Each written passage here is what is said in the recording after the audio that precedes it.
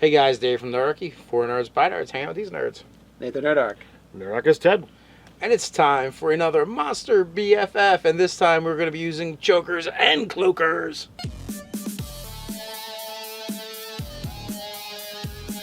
Jump down the description below where you can sign up for Nerdarchy the newsletter, get weekly gaming tips, as well as learn how to game with Nerdarchy.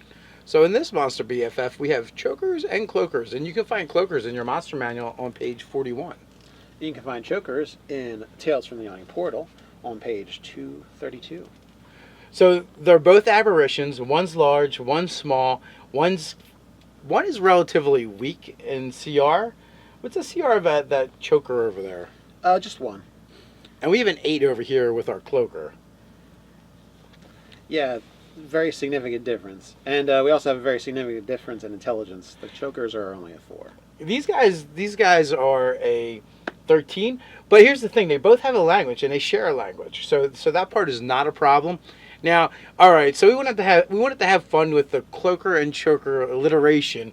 Not only do they both start with C and they rhyme, but they're both aberrations. And they both grapple people. And they do. So, like, you had some ideas how you wanted to, for using them. Yeah. I definitely have some ideas for how I want to use them. They can both work in 3-dimensional spaces. The cloaker has flight, And the Choker has spider climb. and the chokers have spider climbs. And the chokers are actually really hard hitting for a small monster. They have a high armor class. They have low hit points. Yeah, their hit points is what's lacking for them. But they have other things that kind of make up for it. Like, you wouldn't want to put one of these against a first level party. No. Oh, no, because, I mean, they make, like we said, they're hard hitting and they get to do 2 attacks. And those attacks... They can do up to 4 attacks on their first round. Oh, that's true. And they've got a good stealth check. Yeah, so they have aberrant quickness, which recharges on a short or long rest, and allows them to take an extra action. So you can do multi-attack twice, basically. But I think after a certain amount of time, I mean, you figure 4 attacks, probably get 2 grapples out of the attack. So from there, people are grappled and restrained. Right. So my idea is that I think you could put 3 chokers on a cloaker, and he could do flybys. Like, And they would just, like, jump off and attack as... No. They stay on. They just... Yeah, their tentacles shoot out. If they hit, they pop off, right? Oh, yeah. That's a good point. Unless they hit 2 of them, then they stretch Armstrong it. But yeah, and then that's up to 6 people they could be choking. Yeah, they're really aberrant because they're smalls, but they have 10-foot reach. Yes. That's creepy. Well, that's always been the cool thing about the chokers is they have the tentacles and they can reach out with them. Yeah. You used one in a game once where it was stuffed in a crevice and it latched out and attacked. Yeah, and that's kind of like their MO, right? So my idea is the cloaker, the cloaker flyby attack, and I think that's how they would work together in an encounter to make it fun and interesting. Now, these things are going to be more of a nuisance to a party that's high enough level to fight a cloaker. But that first round could be brutal if they drop out of the darkness and you didn't see them. If they get the drop on them. Another thing to keep in mind too about chokers is they have this really cool thing if they hit with a natural 20. If they crit, you can't cast spells or breathe. They just wrap their tentacle around your throat. That would be devastating for a spellcaster. Now, if you've got 3 of them, each of them is attacking 4 times, that's a pretty decent chance of getting a 20. Yeah, it is. I mean, I almost feel like when you use their aberrant quickness, it's like, all right, you make your first attack, your second attack, and you see what happens, and decide whether you want to use the other 2 or not. I mean, now they're not going to have a high attack bonus. So now I almost want to, I would almost want to use these in an aberration war. If you use the lore from Eberron, where they do aberration and the plane of Zuria a little bit different than some of the other things, they changed some of the monsters. The beholders were literally used as artillery, right? Mm-hmm. It wasn't your typical Dungeons and Dragons setting. So I would like to use these the same way, where, all right, maybe you have a flight of cloakers, in this war, and they, a flight wing, whatever you want to call them, doesn't matter.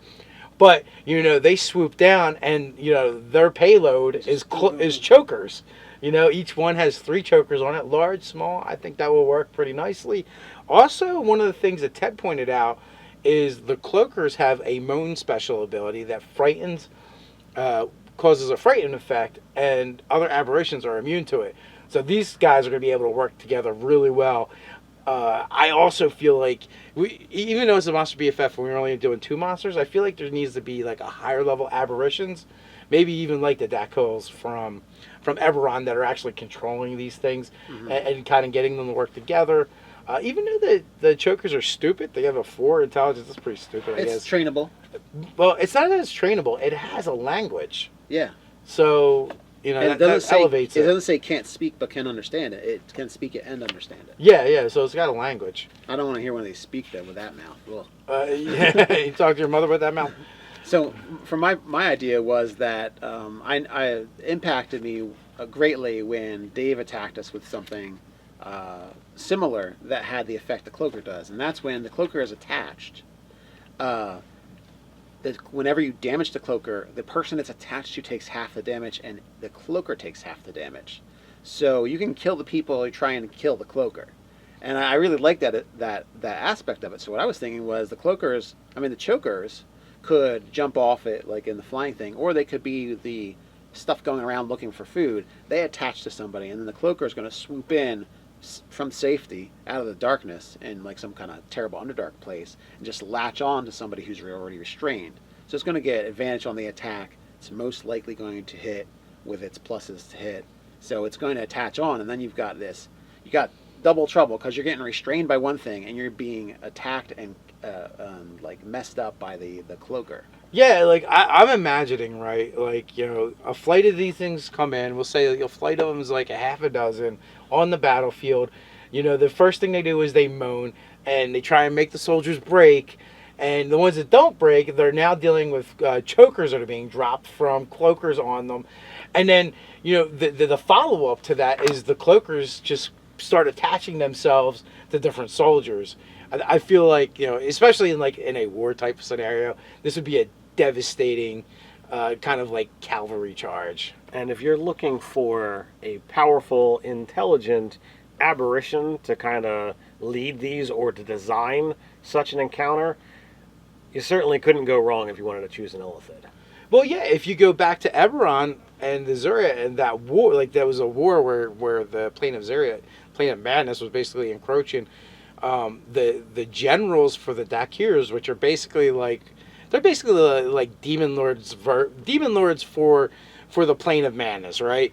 Well, their generals were Illithids, so that would absolutely work. I almost feel like this is like an encounter you need to play out in this like post-apocalyptic war that happens between, you know, the Plane of Madness, but, you know, in an incursion from the Plane of Madness or Chaos, like these things are pouring in, and, you know, I could see this totally being kind of dark and grim and, you know, fun in its own way. Yeah, and Mind Flayer's got an intelligence of 19, wisdom of 17. It could certainly have the brain power to put it together, have the magical or psionic capabilities to rope these creatures into you know, servants or its own version of military.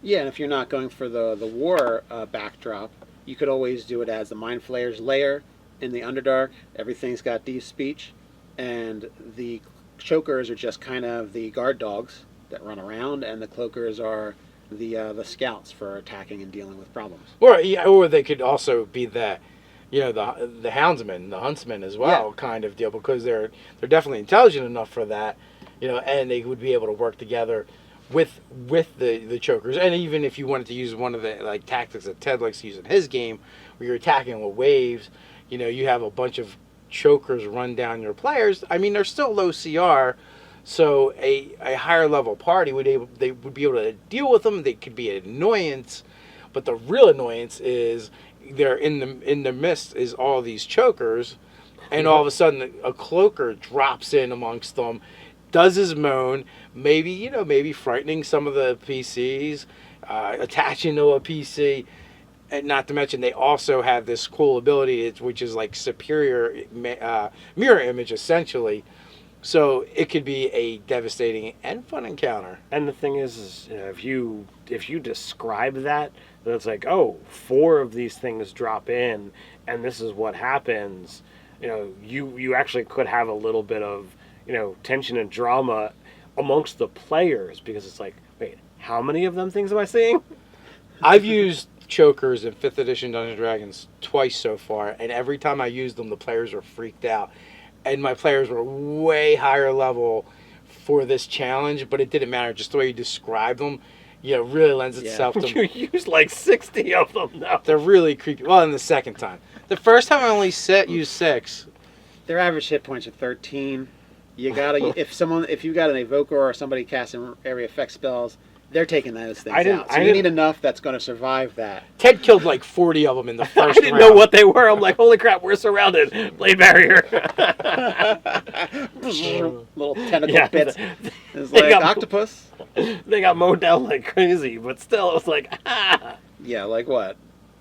Almost, they don't get killed by minimum damage unless with the blade barrier. Yeah. But at the same time, though, I think like the players were sure there was a lot of them coming. I didn't say how many, but there was a lot. But I think they were equally freaked out by just the description and how crazy those things look. Yeah. That's an important part, because big thing to take home with that concept and with those encounters that you guys had is that it didn't really matter how many rounds those creatures lasted. It was impactful, and Ted's talking about it, and we remember it because of description and like the way that you had the players feel about what's going on with their characters. So what do you guys think? Are you guys going to steal this encounter for your game?